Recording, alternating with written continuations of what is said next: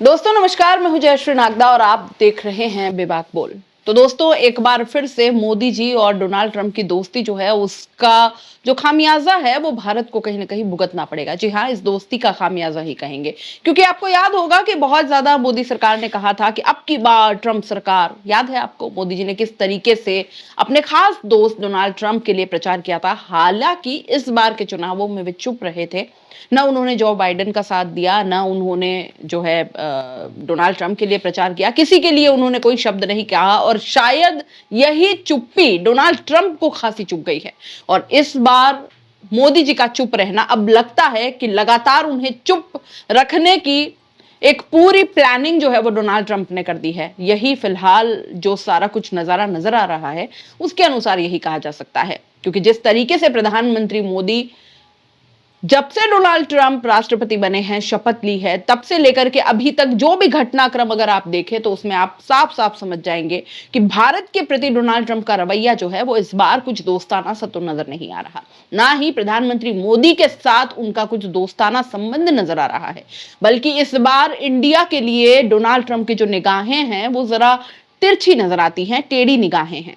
साथ ही साथ उनको अब भारत कम और टैरिफ किंग ज्यादा नजर आता है। लगातार अपनी बातों में, अपने भाषणों में, अपनी स्पीचेस में, और लगातार जो प्रधानमंत्री मोदी के साथ भी जो मीटिंग हुई उनमें एक शब्द का उन्होंने न जाने कितनी बार इस्तेमाल किया है अब तक, और वो शब्द था टैरिफ किंग। भारत जिस तरीके से टैरिफ लगाता है अमेरिका पर, इस बात को लेकर डोनाल्ड ट्रंप जो है वो खासा, एक तरीके से कह दें अगर आम बोलचाल की भाषा में, कि डोनाल्ड ट्रंप ने उस बात को गांठ लगा कर रख ली है कि भारत हमसे बहुत ज्यादा टैक्स वसूलता है, बहुत ज्यादा हम पर टैरिफ लगाता है, और अब ऐसा नहीं चलेगा क्योंकि हम उन पर उतना टैरिफ नहीं लगाते। तो अमेरिका अब पूरी तैयारी करके बैठा है कि जितना टैरिफ भारत अमेरिका पर लगाता है उतना ही अब रेसिप्रोकल टैरिफ जो है वो अमेरिका भी लगाएगा। मतलब भारत अगर 100% टैरिफ लगाता है तो अब अमेरिका भी 100% टैरिफ भारत पर लगाएगा। तो इन चीजों को लेकर के अब भारत में जो है वो हलचल काफी ज्यादा बढ़ गई है, क्योंकि दोस्तों आप जानते हैं कि भारत में इन तमाम बातों को लेकर के शेयर मार्केट पर जो असर पड़ा है वो अभी आपसे छुपा नहीं है। किस तरीके से 92 लाख करोड़ जो है निवेशकों का पैसा, शेयर्स पूरे तरीके से डूब गए हैं। बहुत सारा निवेश जो है वो बर्बाद हो गया।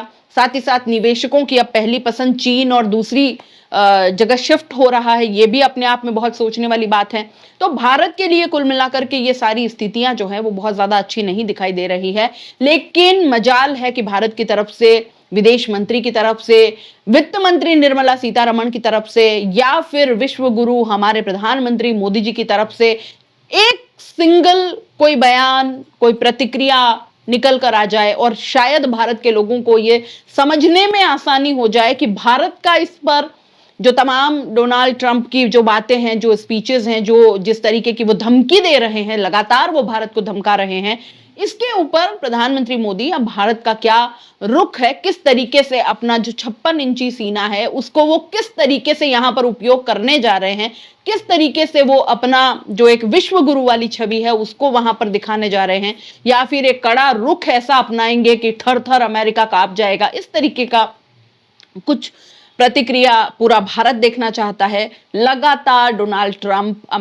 भारत को लेकर के जो है अपना एक नजरिया पेश कर रहे हैं, और वो बिल्कुल भी पॉजिटिव तरफ तो नहीं जा रहा है। वो लगातार नेगेटिव बातें कर रहे हैं भारत के लिए।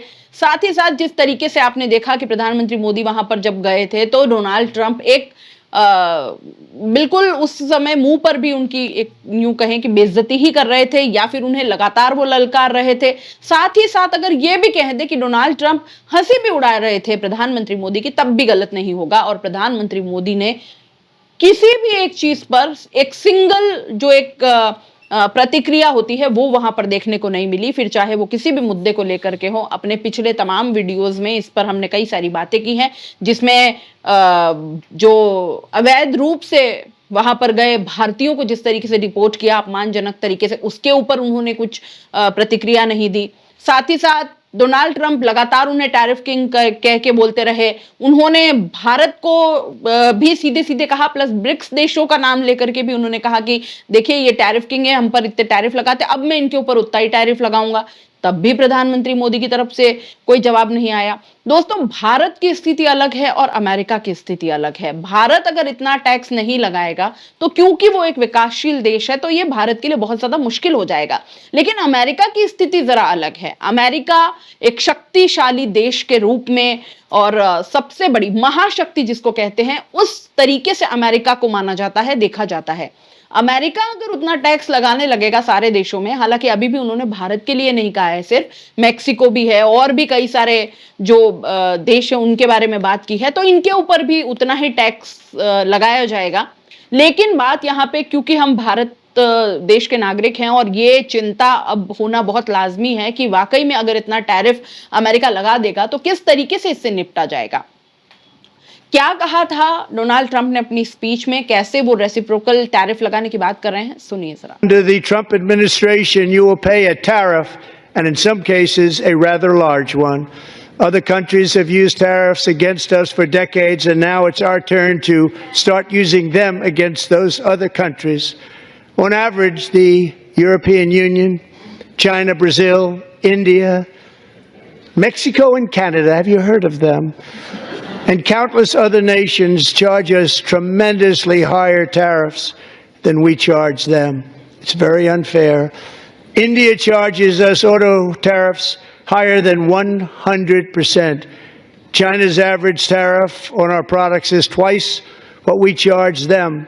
And South Korea's average tariff is 4 times higher. Think of that, 4 times higher. And we give so much help militarily and in so many other ways to South Korea. But that's what happens. This is happening by friend and foe. This system is not fair to the United States and never was. And so on April 2nd, I wanted to make it April 1st, but I didn't want to be accused of April Fool's Day. That's not, just one day was cost us a lot of money. But we're going to do it in April. I'm a very superstitious person. April 2nd, reciprocal tariffs kick in. And whatever they tariff us, other countries, we will tariff them. That's reciprocal, back and forth. Whatever they tax us, we will tax them. सुना आपने? Donald Trump ने जब से शपथ ली है दोस्तों, एक मंत्रमुग्ध, आत्ममुग्ध जो एक नेता होता है, जो एक प्रतिनिधि होता है एक देश का, उस तरीके से उनकी छवि उभर कर आई है। और किस तरीके से अपने भाषणों में लगातार वो बातें करते हैं। कहीं ना कहीं ये बातें भी अब तमाम तरफ से हो रही है कि डोनाल्ड ट्रंप की बातों का अब कोई भरोसा नहीं है। मतलब वो कुछ भी बोल रहे हैं, कुछ भी कहते हैं, उनका सच झूठ कोई औचित्य उसमें मिलता नहीं है, कोई बेस हो ये भी जरूरी नहीं है, कुछ भी वो बोल रहे हैं। और ऐसी ही कई सारी बातें उन्होंने की है दोस्तों। वो ये भी कह रहे हैं कि जैसे अपने एक स्पीच में वो कहते हैं, जब उनकी तारीफ की जाती है वहां पर वो खुद अपने आप की ही तारीफ कर लेते हैं और ये भी कहते हैं कि किस तरीके से, देखिए हमको एक बहुत खराब अर्थव्यवस्था जो है अमेरिका की वो मिली है। अब जब सरकार बदली है, अब जब मैं राष्ट्रपति बन के आया हूं, तो वो जो बाइडेन की बुराई करते हुए ये भी कहते हैं कि हमें बहुत खराब हालत में हमें अमेरिका मिला। लेकिन थोड़े ही दिनों बाद खुद एक स्पीच देते हैं और वो कहते हैं कि अमेरिका इज बैक, हमको वो सारा कुछ मिल गया है, इस तरीके से। और फिर किस तरीके से तालियां बजती हैं।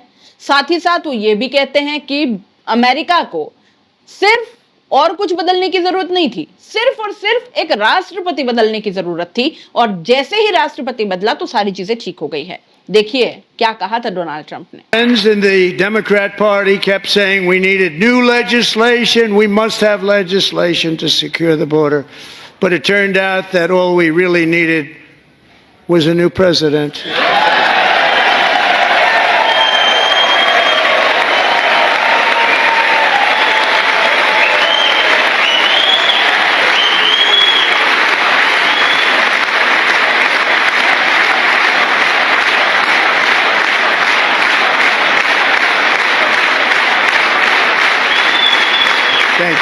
देखा आपने दोस्तों, डोनाल्ड ट्रंप की बातें जो है वो अभी पूरी दुनिया में एक चर्चा का विषय बनी हुई है। सारे देशों में लगातार जिस से या अमेरिका से फर्क पड़ता है, कुल मिलाकर के अमेरिका से जिनके व्यापारिक या किसी भी तरह के कूटनीतिक या किसी भी तरीके के संबंध हैं, जहां पर इस तरीके के जो एग्रीमेंट्स या जो जहां पर पैसा जाता है अमेरिका से, उनकी मदद जाती है, वहां पर उनके कहे हुए शब्दों का बहुत ज्यादा फर्क पड़ता है। और यही बातें हैं जिसको लेकर के उन देशों में हलचल मच जाती है जब डोनाल्ड ट्रंप यहां से कुछ भी कह देते हैं, भले ही वो मजाकिया अंदाज में कहें, लेकिन उनका असर उन देशों में बहुत ज्यादा हो जाता है। ऐसी ही एक बात में डोनाल्ड ट्रंप ने WHO को तक घसीट लिया था और WHO को एक भ्रष्ट संस्था बता दिया था। जी हाँ, WHO आप जानते हैं कि बड़ी बड़ी बीमारियां जो है, टीबी हो गई, एड्स हो गई, मलेरिया हो गए, इस पर बहुत अच्छा जो है वो काम करते हैं। WHO एक बहुत मानी हुई संस्था है जिससे बहुत सारे देशों को, भारत हो गए, अफ्रीका हो गए, और भी कई देशों को उससे बहुत ज्यादा मदद मिलती है। अमेरिका ने अब बोल दिया कि WHO एक भ्रष्ट संस्था है और अब मैं उनको पैसा नहीं दूंगा। कुल मिलाकर के अमेरिका से जब WHO को मदद नहीं जाएगी तो जाहिर सी बात है कि दूसरे देशों को मदद नहीं पहुंच पाएगी और ऐसे में उन देशों के लिए बहुत ज्यादा दिक्कतें हो जाएगी। क्या कहा था WHO के लिए, सुनिए। Withdrew from the unfair Paris Climate Accord, which was costing us trillions of dollars that other countries were not paying. I withdrew from the corrupt World Health Organization. WHO पर उन्होंने सीधा हमला बोला है। Corrupt And I also organisation उसको withdrew बता from रहे हैं। the anti-American UN Human Rights Council. सुना आपने। अब दोस्तों, डोनाल्ड ट्रंप के भाषण में ऐसी कई सारी बातें थी जिसका सच्चाई से वाकई कोई लेना देना नहीं होती है।